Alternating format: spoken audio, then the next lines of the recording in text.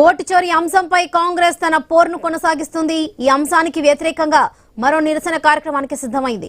ఇవాళ ఢిల్లీలోని రామ్లీలా మైదానంలో ర్యాలీ నిర్వహించనుంది. ఈ అంశంలో కేంద్రాన్ని ఈసీని దోషిగా నిలబెట్టేందుకు ప్రయత్నిస్తుంది.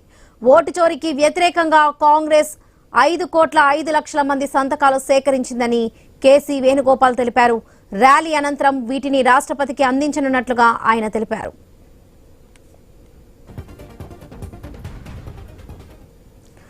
ఓటు చోరీ అంశంపై కాంగ్రెస్ తన పోరును కొనసాగిస్తుంది. ఈ అంశానికి వ్యతిరేకంగా మరో నిరసన కార్యక్రమానికి సిద్ధమైంది కాంగ్రెస్.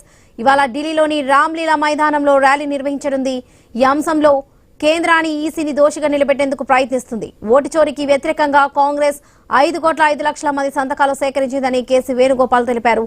ర్యాలీ అనంతరం వీటిని రాష్ట్రపతికి అందించనున్నట్లుగా కేసీ వేణుగోపాల్ తెలిపారు.